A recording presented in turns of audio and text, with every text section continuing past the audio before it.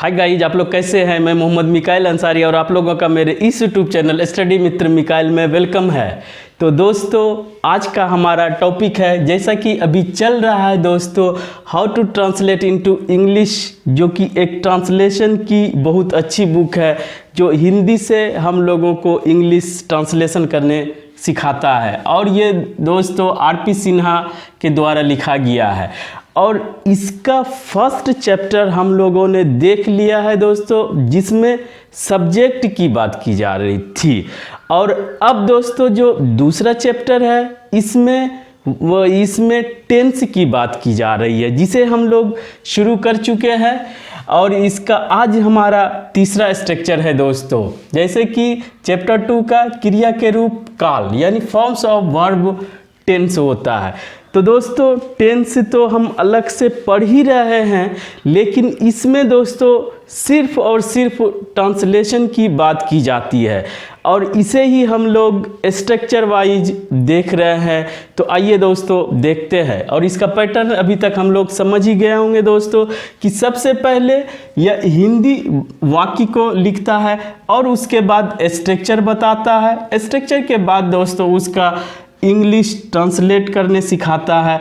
और इसके साथ दोस्तों हम जो करते हैं वो इसमें जो और दूसरे कंसेप्ट्स इन्वॉल्व होते हैं उसे हम आपके साथ क्लियर करते हैं दोस्तों। और हाँ दोस्तों, अगर इस वीडियो पे नए हैं तो इसे लाइक करें और इस चैनल को सब्सक्राइब करें दोस्तों, चूँकि आपका लाइक करना और सब्सक्राइब करना मेरे लिए बहुत बड़ा मोटिवेशन का काम करता है दोस्तों। तो आइए चलते हैं दोस्तों कैसे होता है।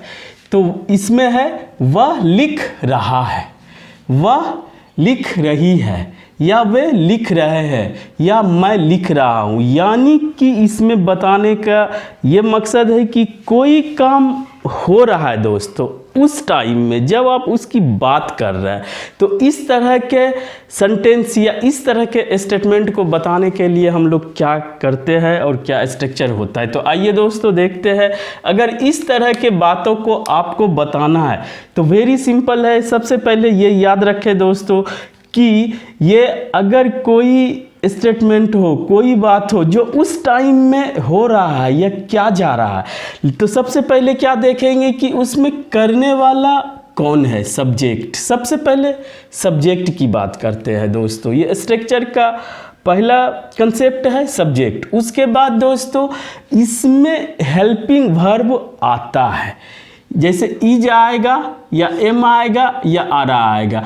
और किसके साथ कौन आएगा ये सब्जेक्ट डिसाइड करता है, किस सब्जेक्ट के साथ तीनों में से कौन आएगा उसे हम लोग इसी वीडियो में देख लेंगे दोस्तों, कोई बड़ी बात नहीं है।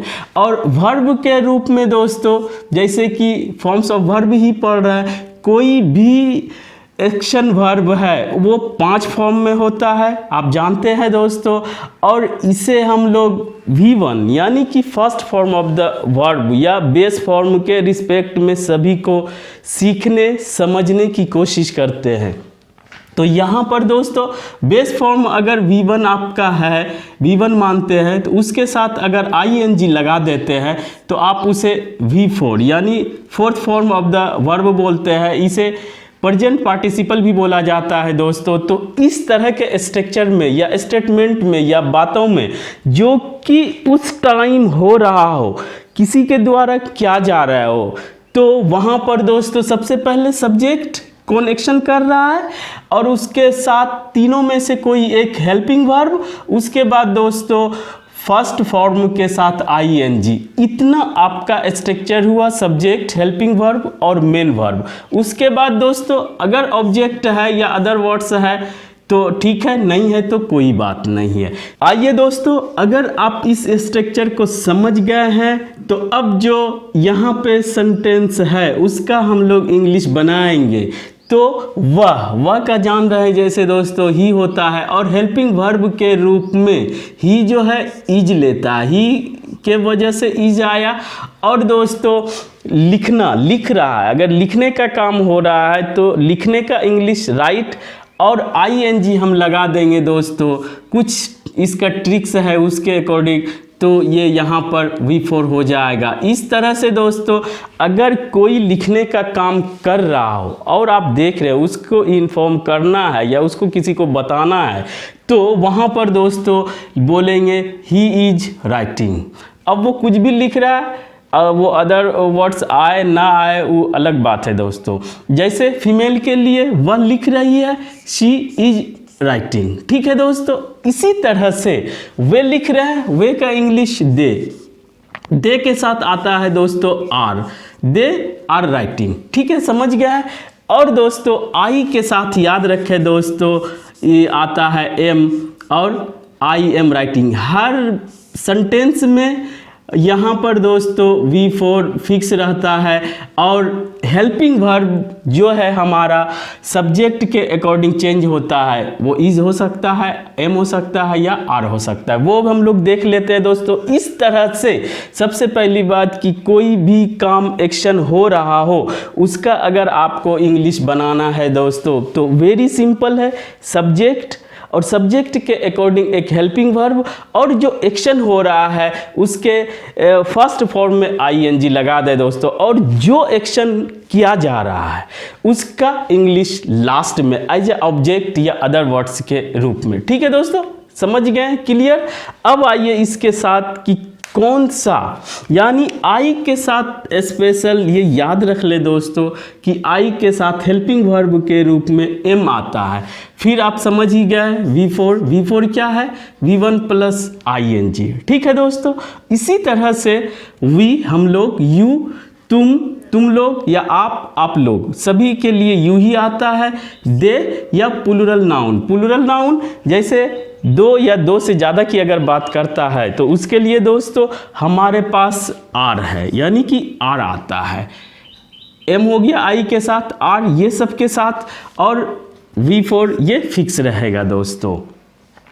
तीसरा ही, शी, इट जो निर्जीव के लिए यूज किया जाता है। सिंगुलर नेम, सिंगुलर मतलब कोई भी एक नाम जो काउंटेबल हो उसके लिए, या अनकाउंटेबल, ये दोस्तों जरूर याद रख ले कि ये कितना बड़ा भी हो लेकिन जिसे हम लोग डिवाइड नहीं कर सकते हैं, जिसे काउंट नहीं कर सकते हैं, उसे अनकाउंटेबल नाउन बोला जाता है। और उसके लिए भी दोस्तों इज ही यूज किया जाता है, ठीक है, समझ गया।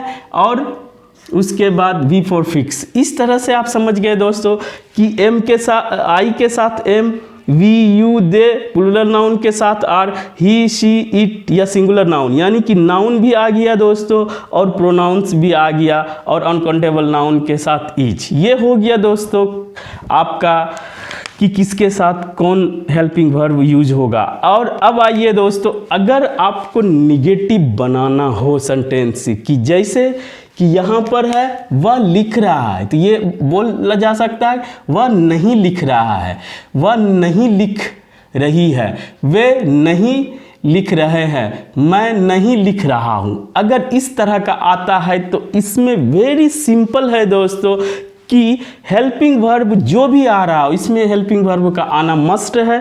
उसके बाद दोस्तों अगर एम आ रहा है आई के साथ तो उसके बाद नोट लगा दे, अगर आर आ रहा है तो भी उसके साथ नोट लगा दे, इज आ रहा है, यानी कि तीनों में से कोई आ रहा हो और आना फिक्स है उसके साथ नोट लगा दें, वो निगेटिव सेंस दे देता है दोस्तों, क्लियर।